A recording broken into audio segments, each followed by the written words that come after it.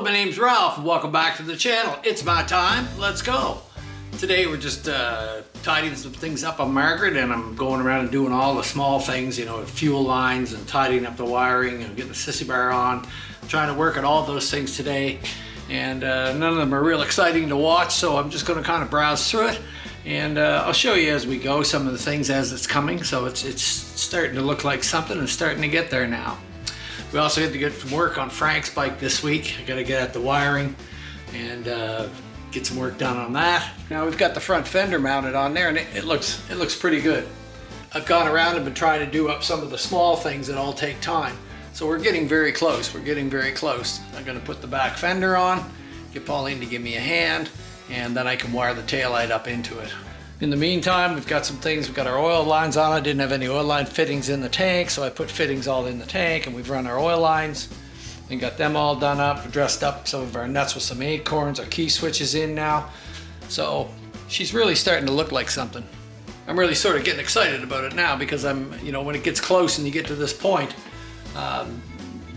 your old juices start flying and say, hey, geez, we're almost there. We're almost there.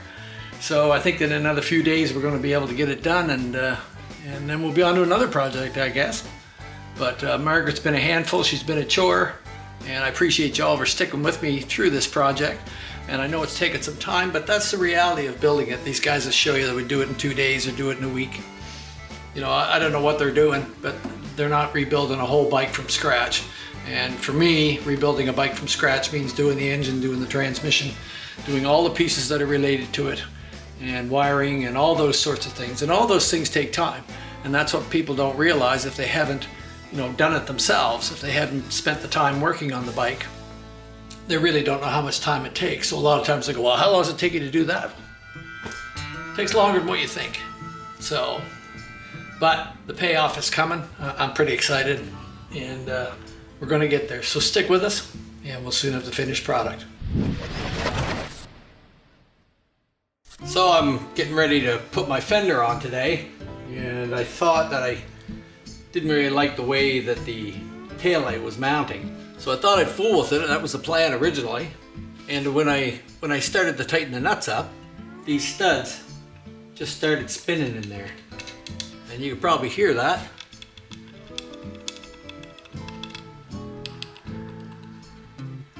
So when you tighten it up, I was lucky to get it off, to be truthful. I wanted to put this old style beehive lights, they called them, from the 40s and late 30s and stuff. So, and it doesn't want to fit the contour of the fender just exactly how I would want it to. So I'm hashing around a couple little different ideas of where I'm going to have a little extra space at the top or the bottom. I don't know what it'll turn out being, but as soon as I started to tighten this up to do with anything with it, they all spun.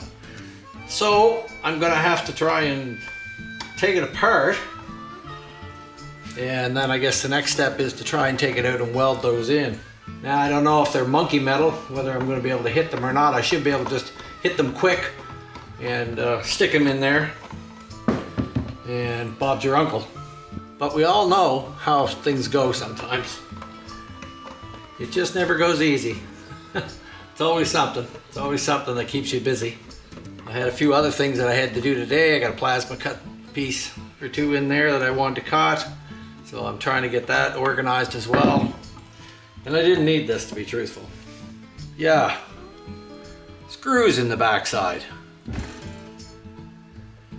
So you mean to say that they expect you to not put the top on until after you have it mounted in there.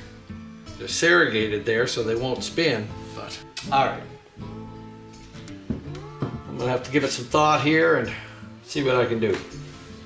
I'll come back. So we've got these welded up now into place here. Just a couple little tack welds on them, and that should hold them. And we've tweaked this just a little bit of an angle because the light doesn't really conform to the fender shape exactly. We've put a couple double gaskets in there and a little bit of buildup, and I think we've got it so it'll look just fine in there. So I'm going to go along and try to get it back into place.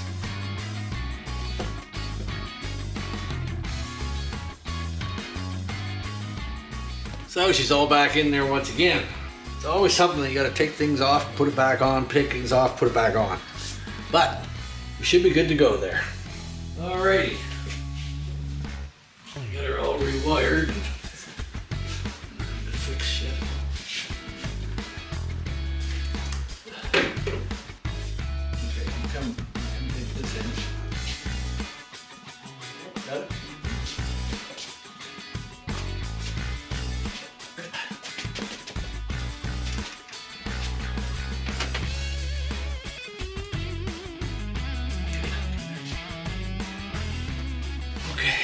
Alrighty? That should be it. Okay. Great. Thank you, ma'am. You're welcome, sir. She's a dark lady. Yeah. Needs a little jewelry. Little what? Jewelry. Jewelry? Yeah. Alrighty. Alrighty. Thank you, ma'am. You're welcome, sir.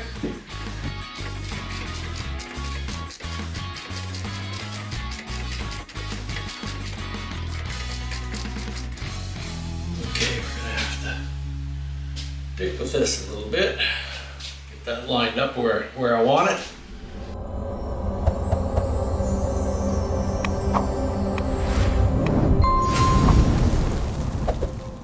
So we got the fan going in here, so it's a little bit noisy, but I'm gonna cut some of these out today while I'm all set up. I had the machine set up for something else, so I think I'll take some time and cut a couple brake brackets.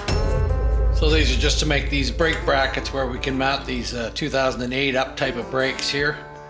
And it's just a little bracket goes in here with the spacers, and it eliminates the old banana style brake that wasn't much good for anything once they got worn out. Especially, it's a great upgrade.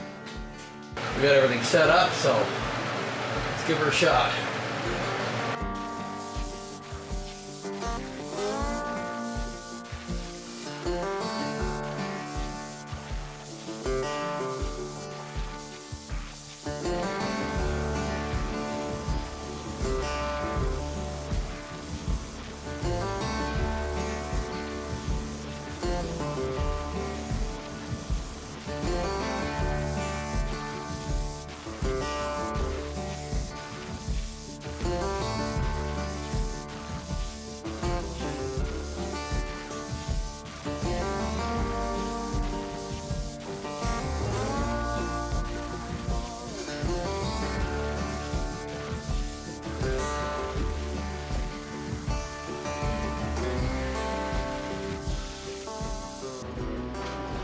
So we just got to clean them up a little bit.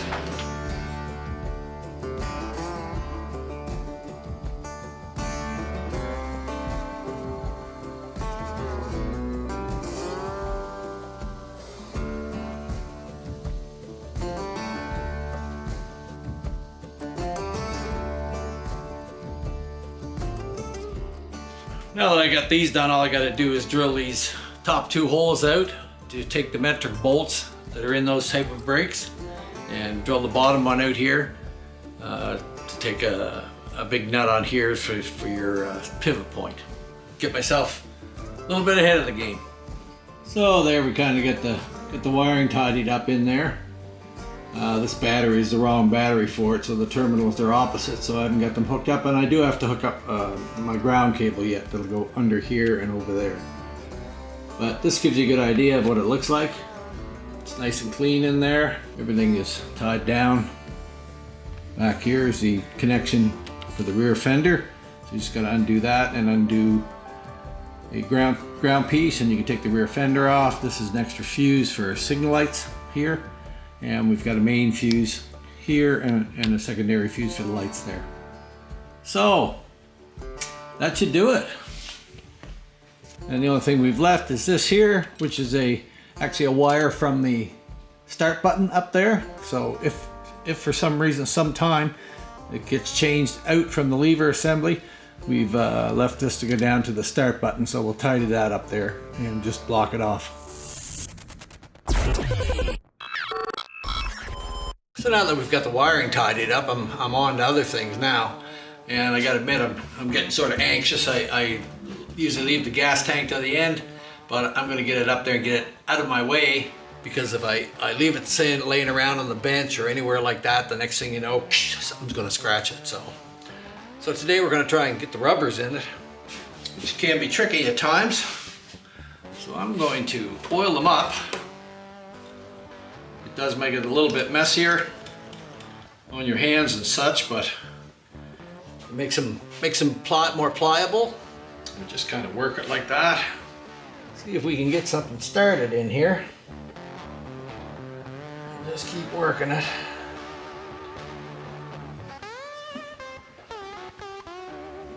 Just push it in. There we go. There's one. Just keep turning it around and forcing that lip down in there. So, I got her here.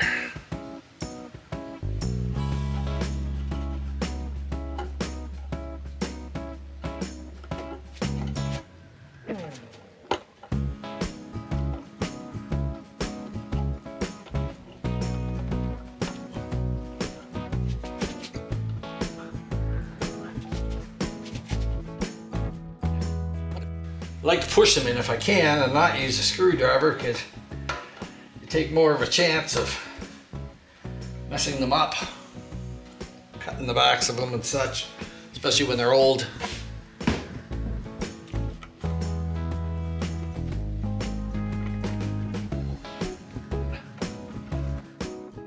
Did have quite a fiasco getting paint done, as you know. I had the back fender painted and that was weeks, and in the end here, my tank, which is a beautiful job, and my front fender were done by my neighbor, and he had it back to me in 2 days. So I feel better about that and not having to put up with what I put up with before. All right, I guess it's time to go set it on the bike and have a look.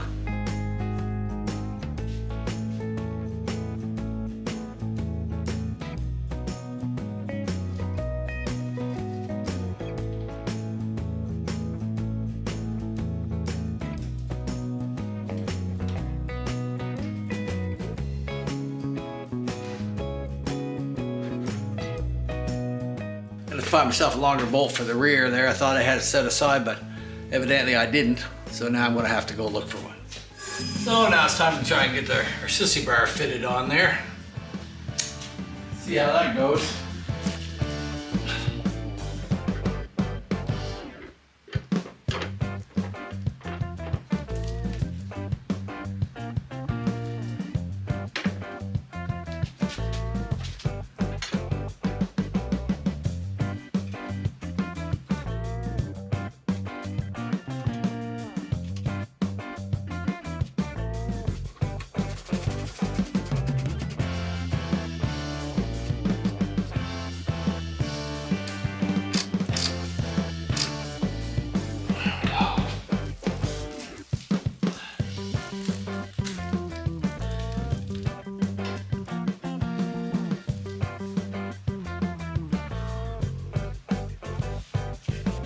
Kind of got her up in place there for now. So that'll probably be it for today. Gotta get some longer bolts again for these. Thought they were long enough, but I guess I didn't account for going through all that. That will have to be.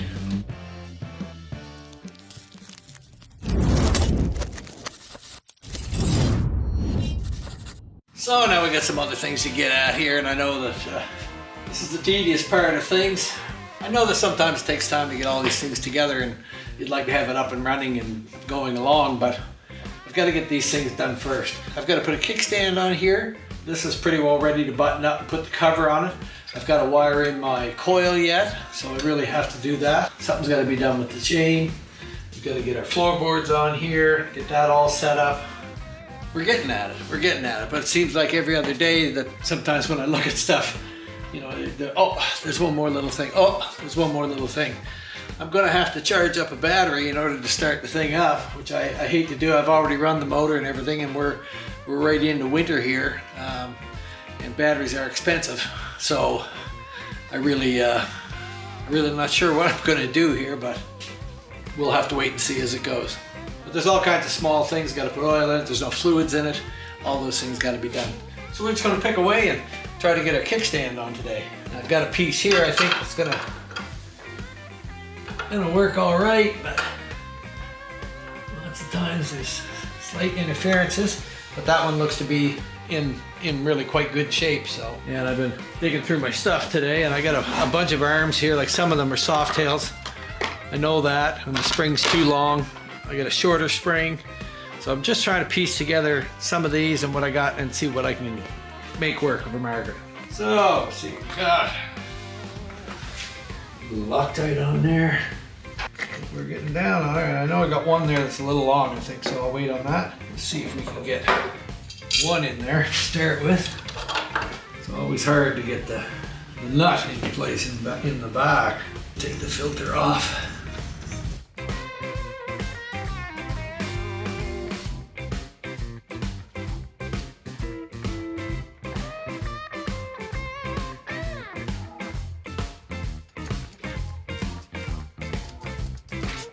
So now we've got the bracket with the spring retainer on there, and I gotta try a few different ones on. So I think the best thing for me to do right now is put the primary on, see where it's gonna come back and hit, or whether I'll actually need a new arm or have to search around and see if I have others.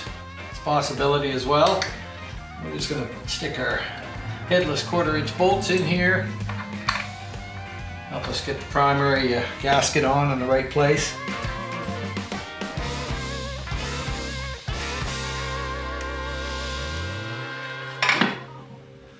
Just like that.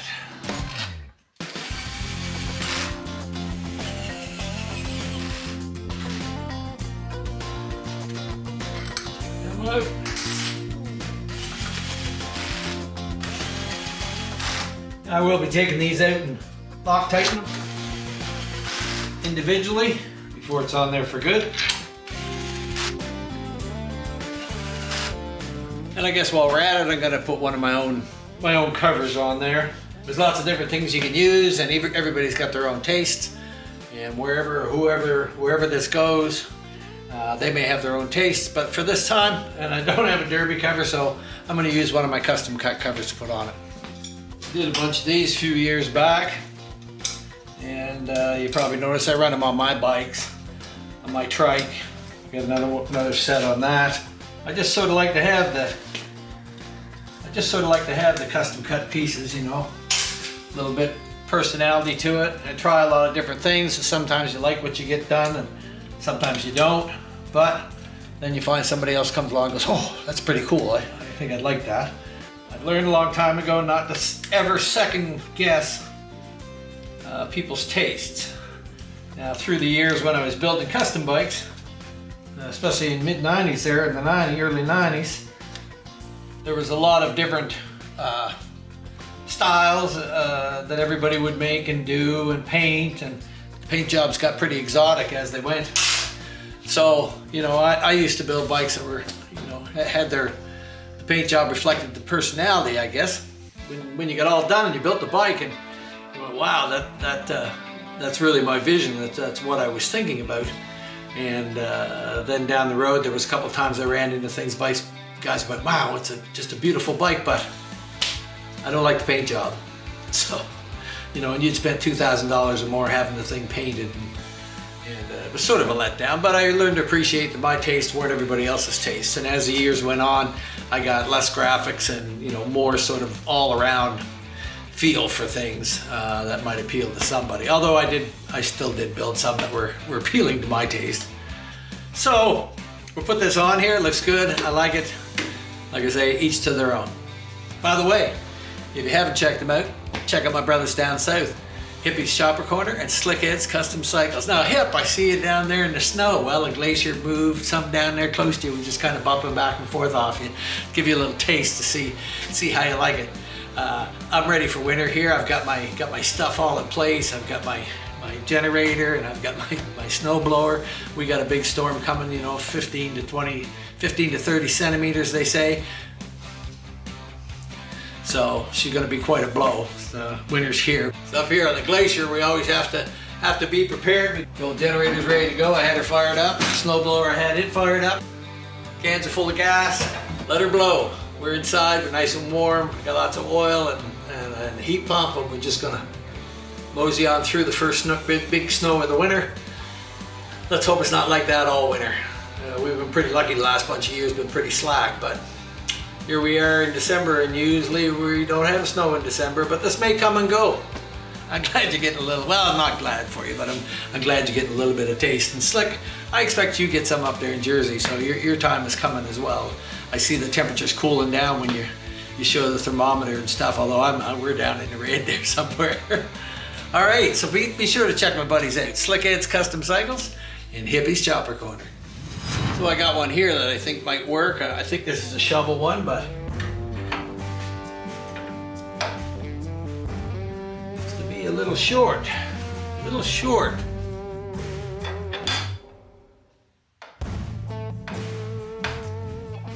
That looks to be about what we're looking for there. See if I can find a nut and a spring for it, and we'll be back. So we're gonna slip our kickstand on here. Put some grease in there. Can't hurt any. And we ended up using a new kickstand as well, so another new piece for Margaret. Now these pieces come tapered to this side, so they always go on the top, straight on the top like that, so that they have room to swing back this way. So we're gonna put this up in here.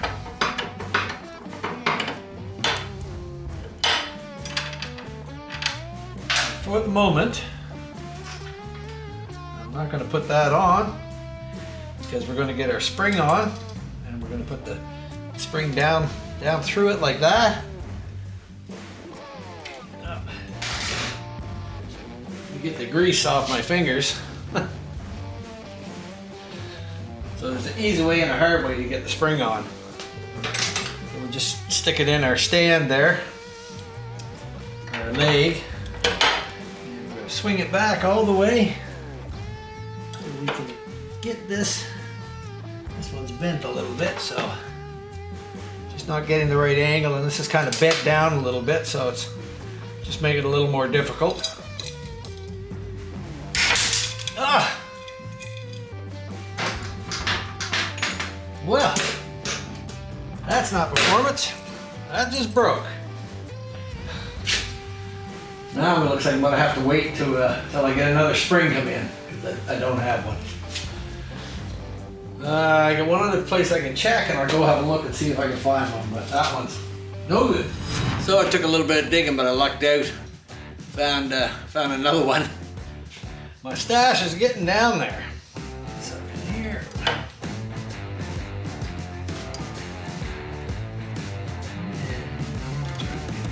Up in there.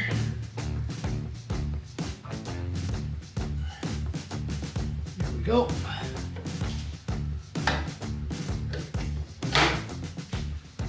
And that's right where it should be. A little touch of red on there. Just a smear.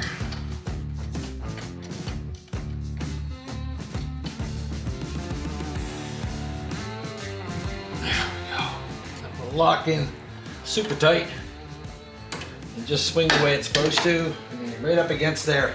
Now there's usually a little rubber pad on there. I've seen one kicking around, and I've tried to put them on there before, and they just didn't want to work. They just still hit that primary case. There is a small unit that you can buy, which will set that out. I mean, if I put the pad, I've had this repaired here, so it looks good. If I put the pad on it, the pad will fall right off it. I can tell you right now, that's what's going to happen. They never stayed on there good, and consequently the primaries get all beaten and chewed up.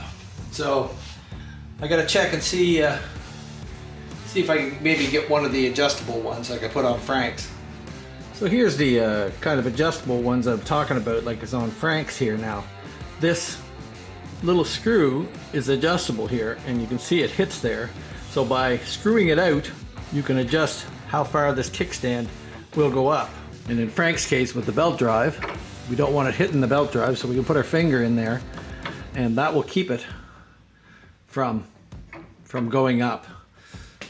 So I may look into one of those for Margaret. I have to check it out and see if it's probably another 20 bucks. But let's have a look and see, and that would solve it from hitting on the primary. So I checked and they are available, so I think I'll order one to put on here for the future to keep that from banging against that. So I'm just going to stick this cover on for now.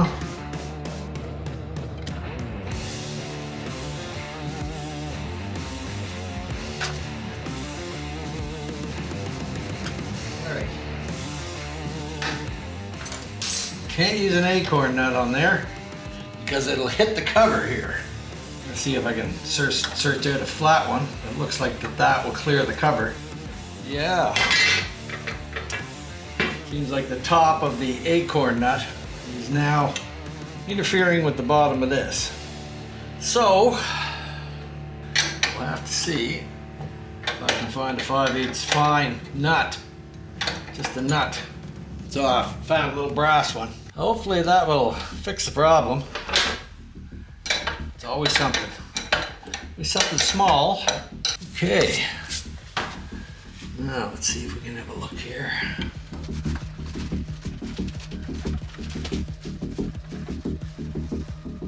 I'm gonna have to grind some off of that. I don't see any other way around it. I'm gonna grind a little spot off the back to free it up. Yeah, we're just hitting on there, but it's enough to try and bend this out, and before you know it, it'll break it. So I think what I'll do is just grind a little bit off of there, and then Bob's your uncle. There we go. Now we've just cut a little bit out of there just to relieve it, and I'm hoping that that's going to do it. There we go. Not hitting on it anymore. Okay, now we'll try to fit these floorboards on. I like to stick little spacers in there instead of crushing them out.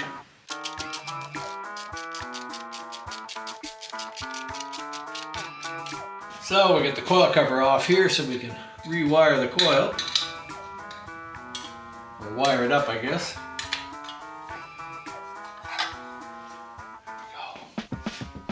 Now we've got our hot wire, our gray, here. So we'll try to get some of the wiring together now. And I'm going to put red ends on the two that go together on the positive side so that there won't be any confusion in the future. One is from our coil switch, power on, power off. And we need our white wire, which is our power wire. Let's see if I can get a little piece of shrink wrap over that.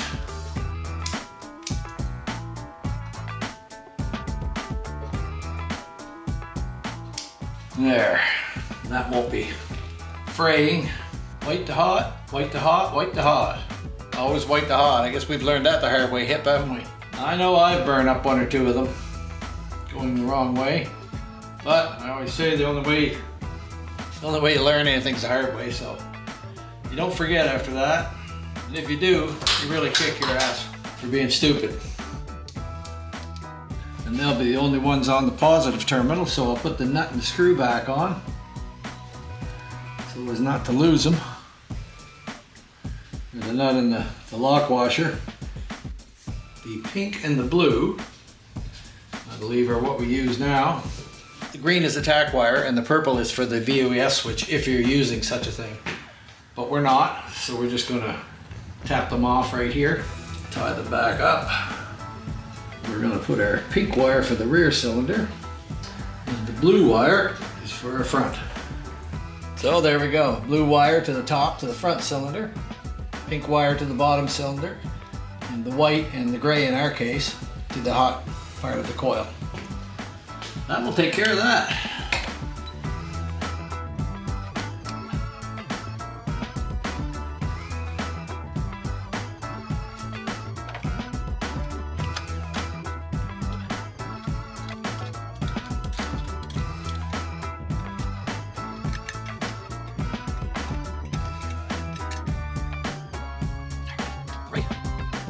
Another task done. You'd probably look at the back now. I've got to put my chain guard on, and I've got a new O-ring chain to go in there, so we'll probably have to fit that chain and get it ready. Clean up a little bit here and start again. So we've got our chain in here just with the link, and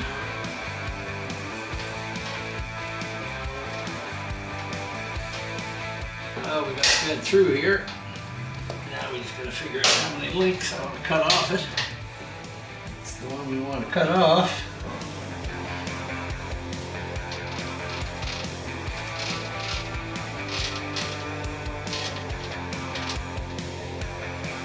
All right, we're gonna take that in, grind it off, come back out and put it on there. So we've got it on, we've got our O-ring slid through the other side, put the O-rings on the back of the link and made sure that they're seated in there. We'll put our little O-rings on this side, make sure that they're seating in there.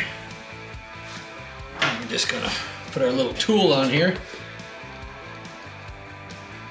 Just compress those in there snug so we can get our clip on. And this just allows you to pull that clip in tighter. Sometimes it's hard to get it in there far enough to get the O-ring on.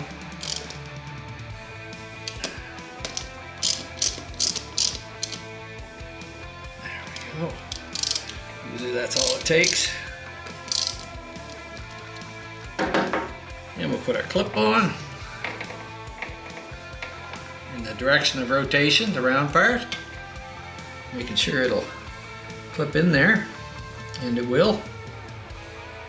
I just need a small screwdriver. And there we go. And we're locked in.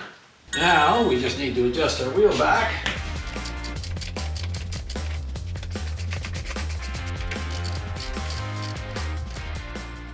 And now we'll just keep rotating it till we got our sprocket in the center.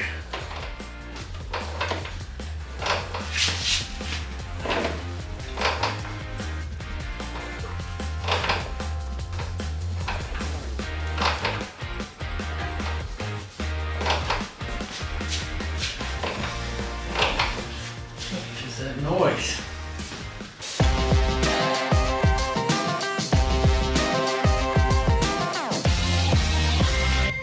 So here we are back at it this morning, and when I put the chain on, I had a bit of rubbing against the primary case, which I didn't anticipate.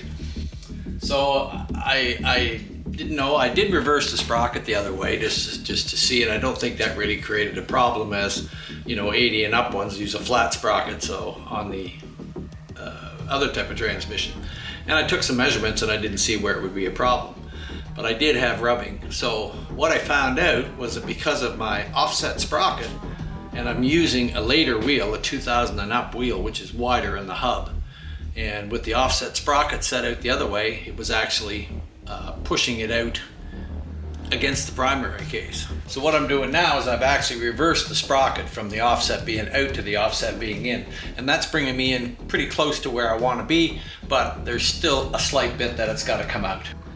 I should have anticipated that, but I didn't. I'm going to try an 1/8 and fit it in there and see where I'm at.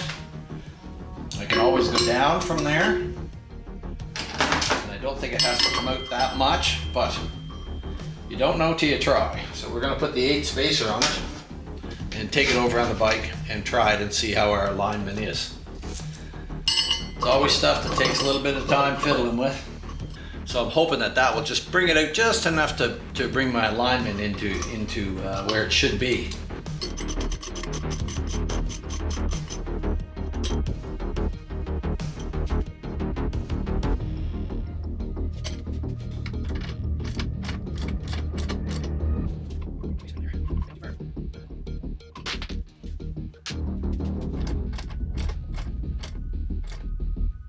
I think that's brought it in pretty damn close.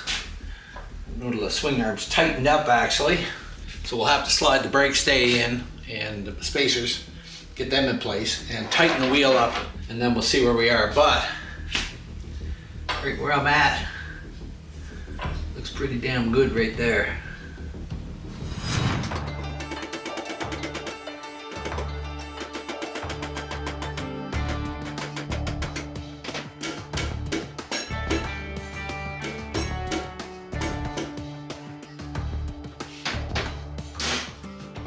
Snug it up a little bit.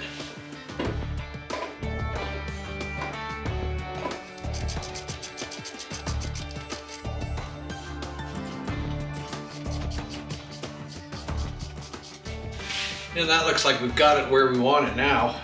So I think that that's going to be all right. So that's got me about set right in the center of my sprocket, just exactly where I want it. So it's something to remember when you're switching wheels and moving things around. Sometimes you can just reverse that sprocket around and get the spacing that you want if you're using a later wheel. Everything takes a little fooling around, but I'm quite happy with that now. And now you can see that the sprocket teeth are running in the center of our sprocket, of our chain. So that's exactly where we want it to run. So that tells me that the chain is in line.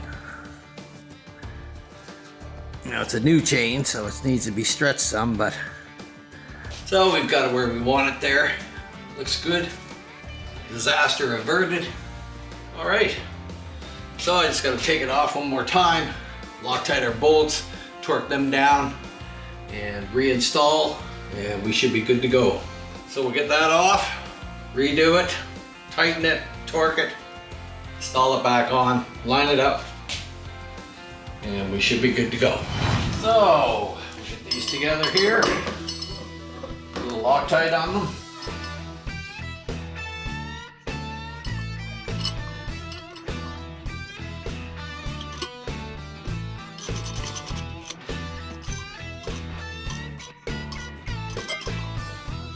Okay. They say 45 to 55 pounds, and 55 here.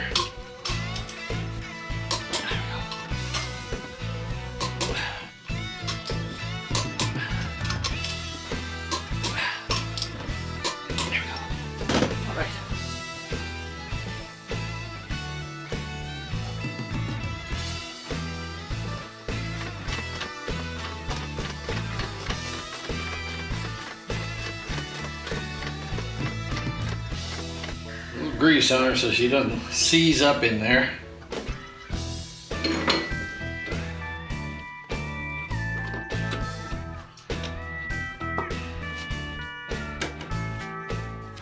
Okay, brake, stay.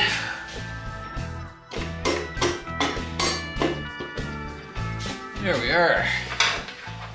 And we're just going to snug it up and make one more check before we Loctite the axle. And I have this little tool here, which is a laser pointer. And I'm able to put that on my sprocket with it tightened up in here and look up inside and see that it's lining right up with my inside sprocket. So that way I can see that my outer sprocket here is lined right up with my inner tranny sprocket without any problems. Cool little thing, and just a good way to double check that.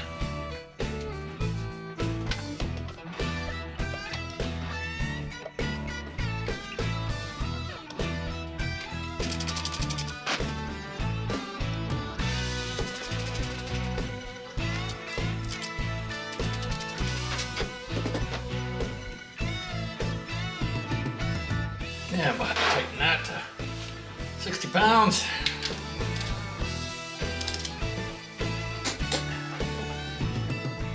It's good. Now we'll get a brake back on. A little bit of Loctite on these.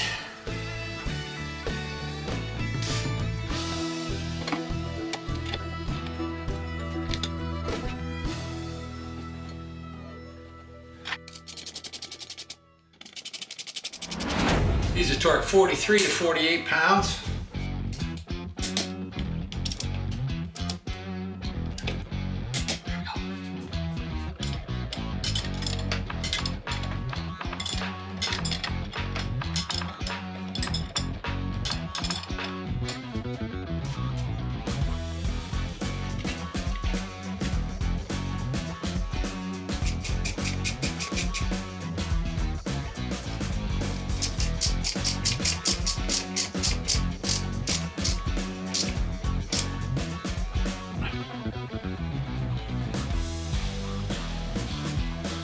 We're getting down to the nitty-gritty now.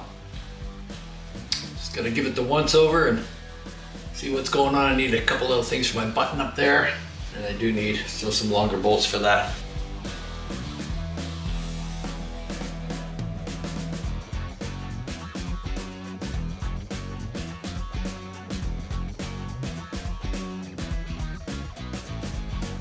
So if you enjoyed this video today, like, subscribe, comment, ring the bell, do those kind of things. It helps us to grow. Be sure to check out my brothers down south, Hippie's Chopper Corner and Slick Ed's Custom Cycles. I'm sure you're going to enjoy their content, and they've got a lot on the go down there. So if you found this video informative and you think it was worth the time you spent on it and you'd like to make me a little donation, buy me a coffee. The link is in the description. You can pay whatever you want there. Go there and you can make a donation to the channel, and it helps us to grow and helps me pay for some of the tools and things that I use here. So that'll be about all for this week. Next week we'll be getting some work on trigger done, and we got some other things on the go coming up, so it'll be a bit of a variety of things. So enjoy your holiday seasons, and we'll see you next week.